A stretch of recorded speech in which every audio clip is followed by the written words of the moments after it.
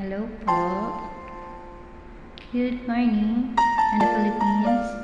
Ang awiting ito ay nihahandog ko sa lahat ng mga nanay at sa mga katulad ko na nagtatrabaho at nagsasakripisyo para sa pamilya.